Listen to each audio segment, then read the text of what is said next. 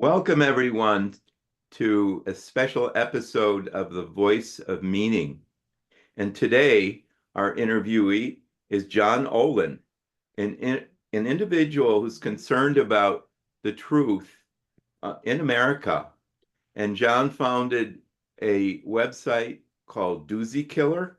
It's an organization to give in-depth knowledge of the truth to voting Americans on critical issues like the American economy. And his presentation today is about understanding inflation. So we're going to let John make his presentation, and Ulrich and I might have some questions towards the end. John, take it away. Thanks, Neil. Yeah, I'm the founder and CEO of Doozy Killer. I'm just getting it started. This is something that I have been passionate about for quite some time. I know as many Americans that we've had issues dealing with the falsities, the conspiracy theories, the lies. I take those things very seriously. I've been terribly offended and I've struggled deeply to try to find a way to help fight back. What can you do about such things? I'm concerned that what's taking place may, in the end, destroy our democracy. So I came up with an idea and I call it Doozy Killer because there's so many big doozies out there. We need somebody to kill the doozies. And so I founded doozykiller.org. And so there you can see on the screen, I don't know if you can see that or not, but that's, if you type doozykiller.org, you can go right to my website. And I have, right now, I only have 4 citations that you can read, but they're important ones right here before the election. Important things for Americans to understand so they can make good choices as educated voters. So today, I'm going to be talking on understanding inflation since COVID, because it's been such a big deal to Americans. Anybody who goes shopping knows how terrible the inflation has been. And it seems like it's never going to die. Every time I go to the grocery store, at least out here, it seems like things are even worse. So I'm going to cover basically 7 questions just to get you oriented here. So like, why should I even talk about inflation? I sort of shared that. Economists always seem to disagree. So why is anybody going to listen to me? Why am I qualified to speak on this? What's my analysis of what's been taking place and what makes me so sure? Now, on the right and the left, we have 2 big doozies in my book. And one is that Bidenomics has caused our inflation. He's to blame for everything. On the other side, on the liberal side, one of the latest things is a thing called corporate greed. They call it greedflation. And how do we know that that's not causing what we've been seeing? And of course, then when we're all done with that, the next question is, when will it go away? Will prices ever go back to normal? And then down the road, after we're all done with this and you understand exactly what's taking place, what are the earmarkers that we can look for as Americans to know when the administration is going off the deep end? When should we call our congressman and complain and say, don't do that, you're going to cause inflation? So why talk about inflation? Well, I think that economics is probably the #1 biggest issue for most Americans if they could choose to focus on anything. That's the old American saying, it's the economics, stupid. That's what we always say about what's important. And certainly most of us have been through hell with the rampant inflation. And I know that people that don't understand it are wondering what's going on and why doesn't the administration do something about it? So most voters don't have any economics training. We don't have PhDs in economics. And when you listen to the news, what do they say? For the past 4 years, they have said, we're going into recession. Every time I turn around, somebody else is saying we're going into recession. Have we gotten into recession? No. Do people trust economists on what they're saying? Of course not. They've been saying all the wrong things. So the truth is that as Americans need to understand and be informed voters, we have many myths and we don't trust our economists. It's a terrible situation. So, like I said, when you talk to the economists, they always disagree. It's quite a mess. Okay, so I'm a senior citizen. I care deeply about my country. I'm a vet, and I'm here to speak out on the topic of inflation. So, and I hope that you'll have a chance to actually go out and validate what I'm saying because it's out there if you look hard enough. Okay, I have a deep background. I have degrees in math and physics and nuclear engineering. I understand the technology behind economics. I understand how it works. I had classes in college that I had to suffer through.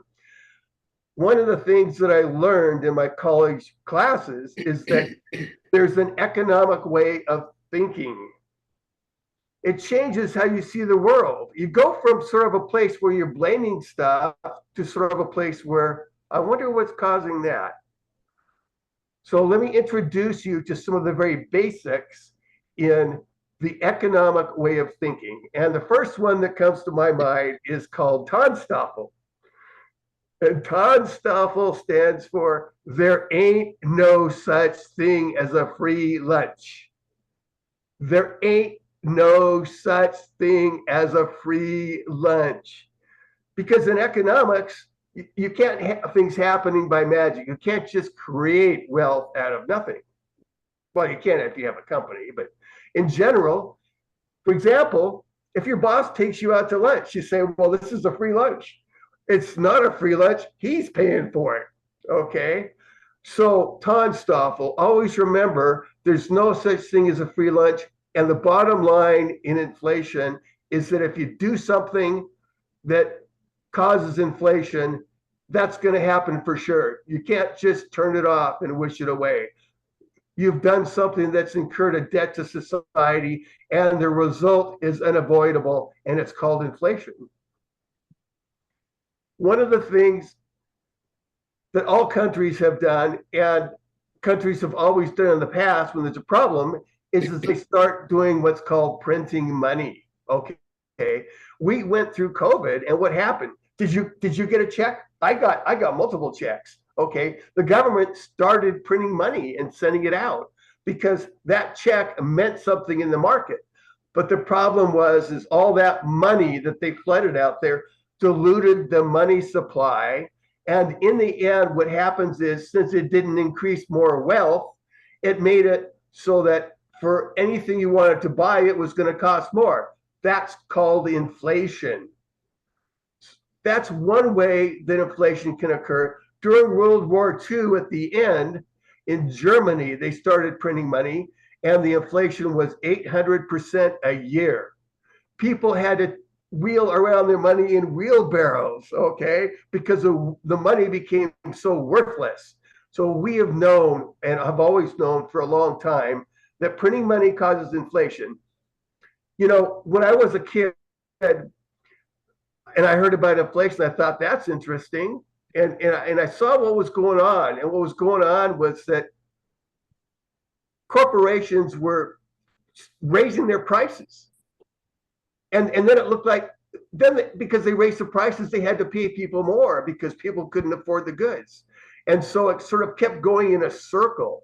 And I thought that must be what causes inflation. You know, it's called the wage price spiral. And it turns out that is not what causes inflation. What causes inflation is entirely different. The wage price spiral is a consequence of inflation. It's not the cause. But how's anybody supposed to know? You know, it's a really hard thing to tell. It's sort of like the chicken and egg syndrome. The bottom line here is, in terms of me speaking, is that the basic ideas involving inflation are actually fairly simple. They're not that terribly complex, okay? And once you have a basic understanding of the laws of supply and demand, then you yourself can go out and look and say, why are we having high prices here? And you can see factors in the marketplace that let you know what's going on. So, you know what? We can all understand the laws of supply and demand. They're pretty straightforward and simple. Okay. So let's say that I decide to sell chicken eggs out where I live. And I have a box and I'm selling chicken eggs. And I decided to sell them for something impossibly low now, like $3.50 for a carton of eggs.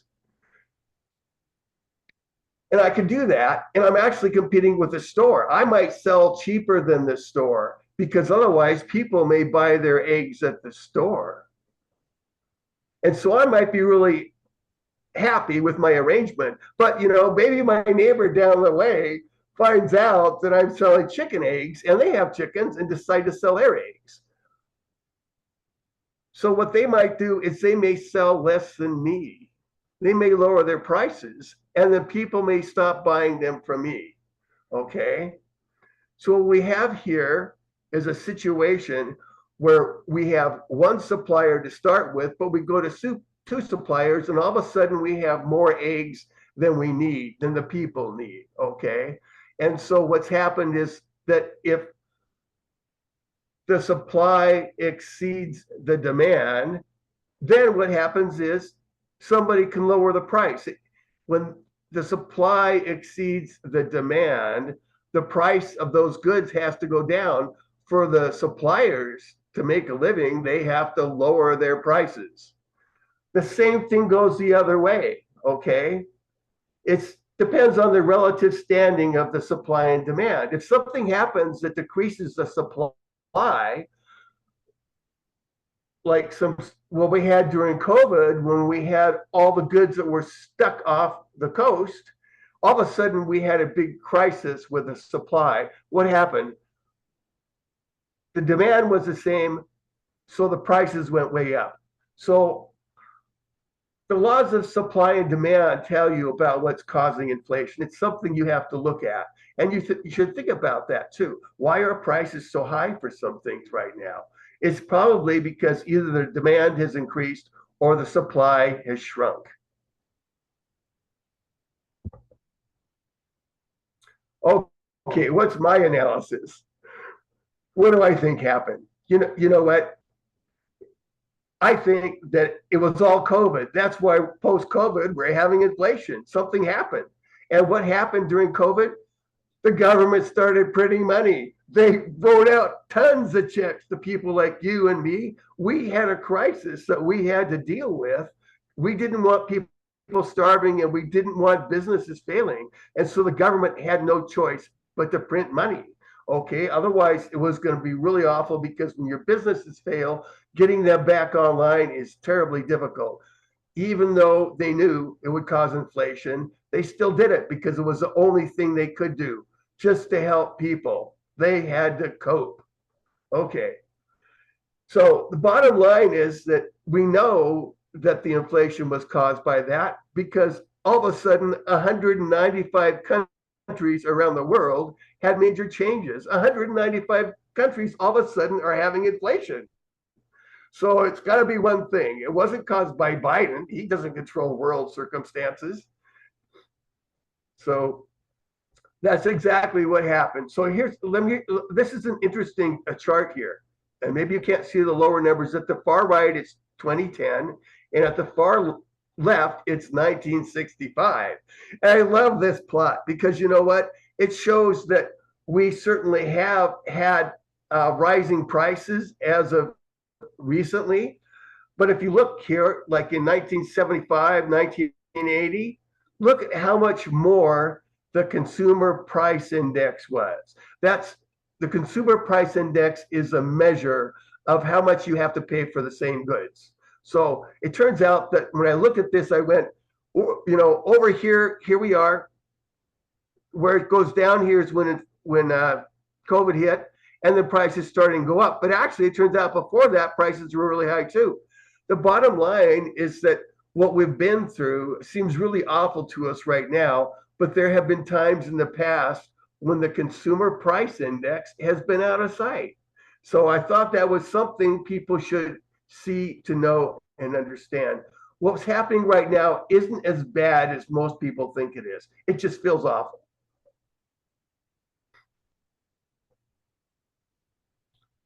So my analysis, like I said, is that what happened during COVID is they printed money, but we also had supply snafus. And so that goes on top of it and makes things even worse. So we had quite a mess, and there were supply snafus mostly here for the States, but other places around the world were impacted too. But my belief firmly is that we spent, from what I read, something like $16 trillion on COVID, and the amount of money that's available in the money supply in the United States of America is only 20 trillion. So the dilution factor was 80%.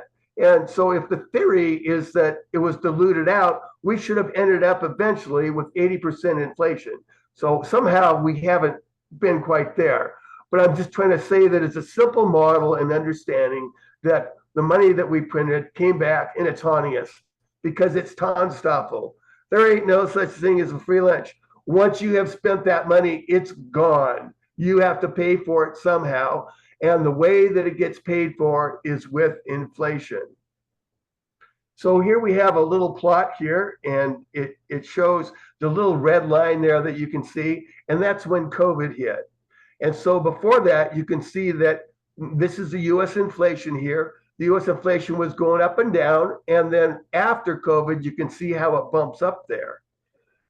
That was what took place after COVID. We got this big bump of inflation. It was caused by everything that took place with it. And if you look at all the other countries have the same thing. So, it was everybody. It wasn't just us. It was the world. So how do we know that Bidenomics didn't cause the inflation we've seen? Like I said, all the world's 195 countries all had the same effect. Right after COVID, all of a sudden, here comes the inflation, okay? But you could say, well, maybe Biden screwed up anyway. And maybe we were much worse off than all the other countries because his policies were disastrous and threw us down the hole. That's a good question to ask. And if you ask it, you will see, like I show here, that the US did better economically than other wealthy nations. Our policies here helped us cope better than the other nations did around the world. So you can't blame all of this on Biden because the United States of America was a leader. Not just that, but it turns out that the economy in Biden's recovery plans remarkably kept wages above inflation. So inflation is a rising cost, okay? But if people make more money, they can make more money than the inflation amount, and so they can come out ahead. So sometimes inflation doesn't hurt. The real question is, how much faster are their wages rising than inflation? So I have a little plot here to show you. And this is from the US Bureau of Labor Statistics. You have to trust the government because if they tell us something wrong, you can sue them. Okay. So I trust government statistics and I look for them.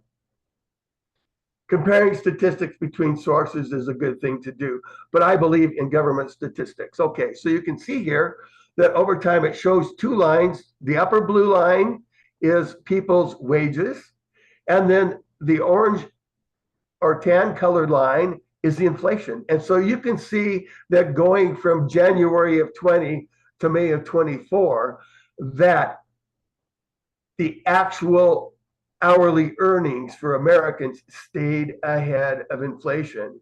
And actually, since there's a little bit of a gap there where we are today, we're actually better off than we were before in many ways. People don't know that. People think because there's inflation, the economy is in the dumps. That's not true. What really matters is the relative magnitudes of wages versus how much inflation we've had. This is a graph I really like. It's wonderful. It shows where we stand in just a snapshot. Okay. So that was all about what's happening right now in politics, because they're saying, and I'm not partisan, I'm just explaining what's happened, that's all. People on the right are saying Bidenomics, gave us all this inflation. He's destroyed the country, okay? On the flip side, because of the fact that it's so hard to explain what's happened with inflation, and if they say it's not our fault, nobody's going to believe them. What the Democrats did was they flipped the tables and they said, oh, we didn't cause inflation. It was caused by corporate greed. It's because of the greedy corporations rising all the prices. It's the wage price spiral all over again, okay? So the idea that corporations could sort of raise prices over the board beyond what they should and having it cause inflation is called greedflation. That's sort of a new term. And so after COVID, what happened in Europe was a lot of people studied it and they published papers saying that all this inflation, it's not all just inflation from what COVID did. It's because the corporations are raising their prices. And so it started a thing called reflation. And how am I supposed to know? It's almost impossible to tell why corporations are raising their prices. Okay. So the Democrats got right in there and they jumped in with greedflation. And I have friends who are really deep into it. And they said, all of the inflation was caused by greedflation. It's the greedy companies. And so just so you know, people who are anti-corporate oftentimes are socialists and have those leanings. I'm not saying everybody's a socialist that's on the left, but they don't like corporations. And so it's the big evil corporations, okay? So you need to know at least three things about this, okay? First of all, in stable markets, if a corporation raises its prices, it doesn't make more profit, because what happens is all of the people go to its competition and spend their money there. And so under stable market conditions, if a corporation raises its prices, its profits go down, not up. In fact, the opposite can happen. Sometimes if corporations lower their prices, it can stimulate that market and they can actually sell more and make more. It doesn't make any sense, but that can happen, that they can lower their prices and increase their profits. So it just depends on your relative competition, okay? It's not simple. But the thing about greedflation is that if it was true, all of a sudden, all of the world's corporations would have to decide together to raise their prices. How could that happen? I don't think so. The model of greedflation saying that prices are going up because all the corporations have decided at once to raise their prices. I'm sorry, that's not reasonable, okay? And the other thing is that, you know what? Right now, inflation is dropping, okay? And so if greedflation was true, what that should mean is that corporations are now becoming benevolent. Well, sorry, but even I don't believe that. Okay. So there's basically three really good reasons why greedflation is not true. They're still doing studies on it, and we're looking closer at whether or not corporations are doing things illegal, because there are things that they can do that are illegal that have to do with price raising. Okay. And so down here, you can say I have price fixing and price gouging. So price fixing, and that has happened in the past, and it does happen sometimes, is when corporations in the same market get together and decide to stop the competition and all raise their prices together. That is completely illegal. You can't just get together and agree with all of your fellow competitors to raise the prices. If you do, the federal government will come out and get you. The other thing that can happen is a thing called price gouging. And Americans don't really get this term right. We think of price gouging as just being high prices. It's not. Price gouging only happens when there's some sort of a market interruption that's usually temporary that causes prices to skyrocket. There's a blockage or something, and it's actually against the law if there's a supply interruption, okay, that's unavoidable for corporations to take advantage and let their prices go sky high. What they're supposed to do is keep their prices flat.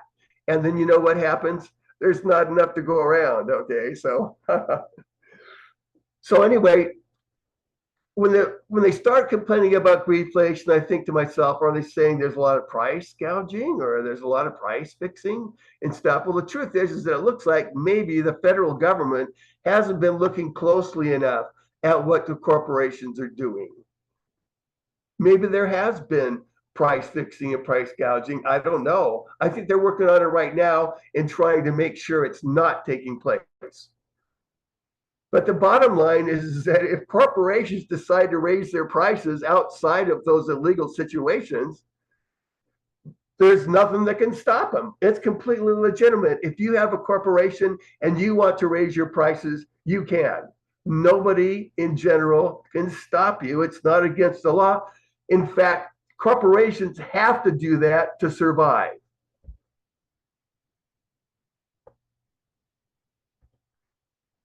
When will it go away? It's like, I've had enough. It's awful. The latest thing is, like looking at some of the food prices, like eggs. It's like, oh my God, eggs are like $8.50 for like, a dozen. It's like, oh my gosh, I've had enough. Can we please stop? So I just showed you that picture. I'll show it to you again here. What we see here is that where it shows the US inflation at 4.9%, is that inflation is coming down. And if you look at what it is for other countries, you'll see that the inflation rate is coming down too. That's good news. But the bad news is that inflation is like blowing up a balloon, okay? And so when you take a balloon and you're blowing air in it, that air is like inflation. And what happens is that the balloon gets bigger. It inflates, okay? And that's what happens to prices. So inflation, when you blow it in, it increases the prices. So what happens if I have a party balloon and I blow it up and then I stop? It doesn't deflate. It stays the same size. So when you have inflation like we've had, the problem is prices have gone up, but once the inflation goes away, prices don't go back down again. They may just simply stay where they are. And historically, if you look at how much less today dollars are worth less than they were before, you will see that that's true. Generally, we have inflation over time and it never goes back down unless you have deflation. And deflation is when prices go back down, and that's also called recession. And the problem with recessions is that it hurts people because that means the economy is slowed down and it makes it hard for people to make a living and stuff. So generally, you don't want deflation. Food prices are still going up. We can see that, the CPI and the inflation is dropping off, but it seems food prices have a leg of their own. And I believe that there's a reason for that. And I think the reason is basically that the war in Ukraine has had some really bad detriments for the world at large. So the first thing that's happened is that we don't have all that oil and gas coming from Russia. And so right now, there's a shortage of energy. Energy costs have gone up. And of course, when your energy cost goes up, your food prices go up because it takes a lot of energy to grow food. So, but the other thing is that Ukraine is the food basket of Europe. And I don't know if you know that or not, but during the war, of course, it's a lot. When you're being shot at, it's kind of hard to grow grain. I'm sorry. That's just the bottom line. And so I've seen studies where they've estimated that the actual amount of food coming out of Ukraine has decreased by something like 30%. It's a big dent. And so maybe you don't eat that much grain, and maybe the grain went someplace else. But the problem is that when you change the aspect of one food item, people eat other things, and that causes those prices to go up because it increases the demand. Okay. So the bottom line is that, one of the things we do here is we use grain to feed our animals. And so it causes our other food prices to go up. Plus producing fertilizer, if you're having an energy supply shortage and stuff, creating fertilizer becomes a lot more expensive. And fertilizer is a major cost for food.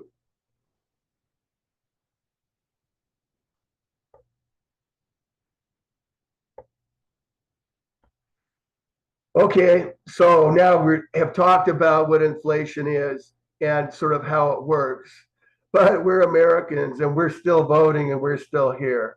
So, what are some of the earmarkers for administrations going wrong, starting to do things that would cause inflation? Because we have to stay on top of it.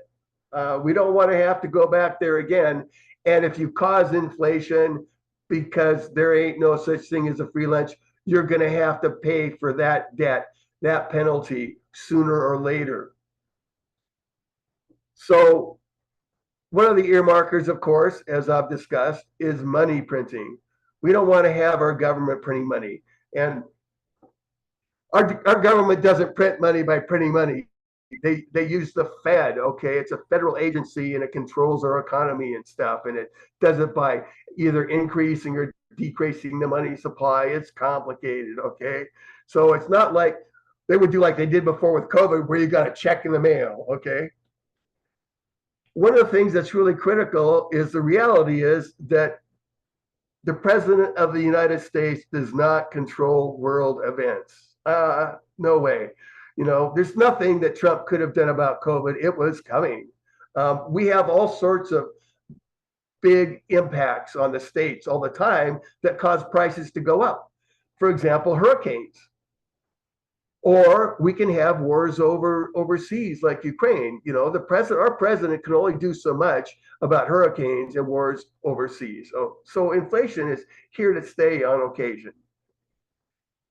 So the thing to watch is, are we balancing our budget? Okay, because on one hand, we're spending money. The federal government is issuing money that's real money that's costing Americans. And on the other hand, where's the money coming from? Well, it's coming from taxes. Okay. And so if you spend more in your spending than you bring in taxes, what happens? You're having issues with your money supply. That's what happens. And that's going to cause inflation. So you always want to make sure that you're taxing as much as you're spending. And that's just part of having a balanced budget. And so when I see our national debt getting up there, that's another bad thing too. It's not a good thing for the United States at all. So the bottom key on the earmarkers, the thing to look for is to dig, because I'm not going to send it right in front of your nose. You're going to have to dig for it to look to see whether or not we have a balanced budget. Are we spending more than we're taxing? If we are, we're kicking ourselves in the shins.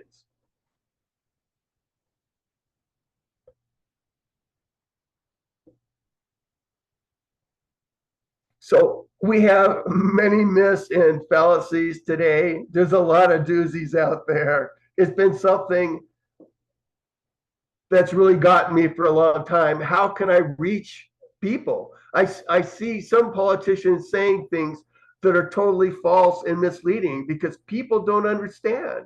And so if they say it's this way, we got to do it that way, and it's wrong, what are we going to do? It's because Americans don't understand. The cure in the end is for Americans to understand. People don't get economics in high school. How are they supposed to learn about things like economics and inflation? They're not going to get it from the daily news, because the daily news is going to talk about why the price of eggs was up last week. Have you ever seen the daily news explain why we have inflation? I haven't. It's taken me a long time to dig through it all and to finally conclude that I'm completely right. News magazines sometimes cover issues long term. My conclusion was we need to have a way to educate Americans on issues that are critical. I'm not really big on abortion as an issue. There's people on the right and people on the left, and it makes a big difference to the individual for sure. But it's not going to stop the world whether or not people get abortions or have availability. But having inflation like we have is really something that's quite damaging. And when you have economic downturn caused by things like that, that can kill people too. We need to focus on the issues that are critical. So my solution, since I was writing up all this stuff on Facebook anyway and sending it out to all my friends, was to build a tool where I could put things in there to beat those myths. I want to kill the big doozies. So I hope that my approach is going to work. And so I have a tool now that I can use, that I can put my ideas in, that can go out to Americans who are voters, that is going to fight those really big doozies. Neil. Yes, thank you so very much for the very informative presentation. I liked it.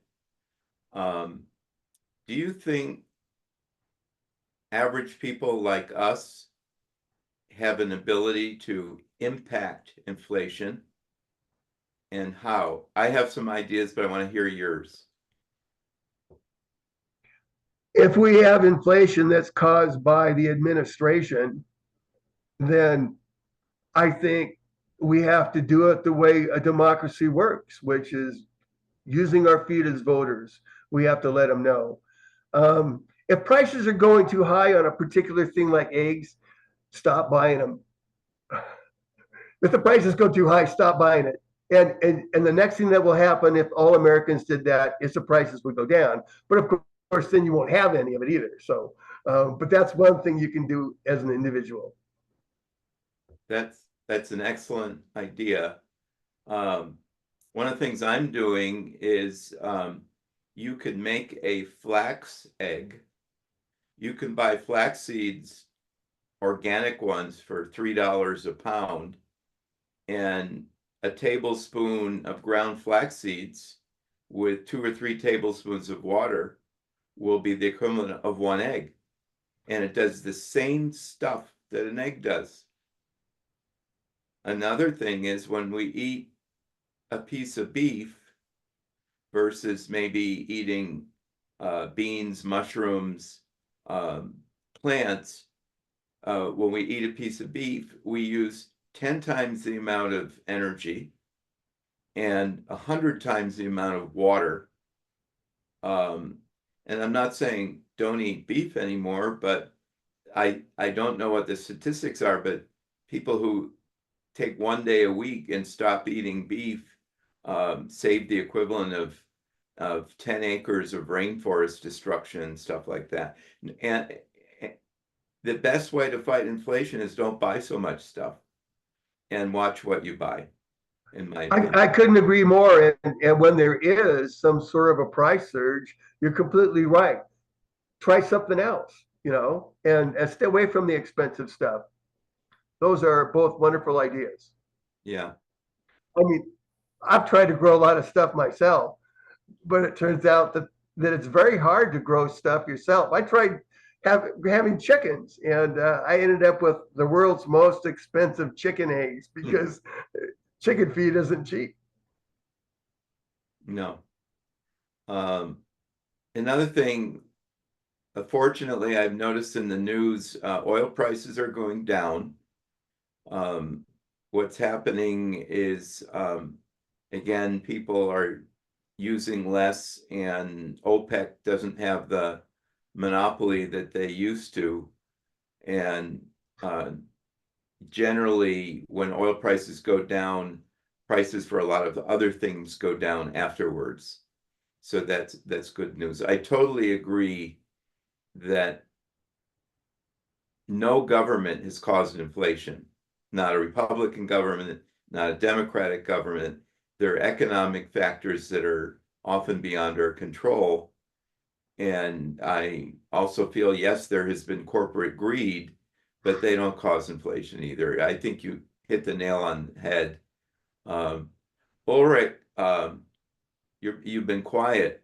You want to make a comment of what let your family came from Germany. What was inflation like in the Weimar Republic? How much did it cost to like a postage stamp to somewhere? Do you remember? Well, for what, first, my dad papered the outhouse with 100 million Reichsmark bills. But just to get a letter across the street often costs 400 to 500 million Reichsmarks. I have an 800 billion dollar note. So yeah, it can get really out of hand. And in Germany, primarily it was the cause was losing a war and reparations being larger than what the GDP of the country was. Mm-hmm. And of course, the consequence of that was people got angry and they brought in a dictator, which didn't quite work out well. So, yeah. As I recall on John's website, Doozy Killer, there are statistics about the correlation between printing money and inflation. The more money you print, the more inflation you have. How did we give away all this money to people who were out of work during COVID?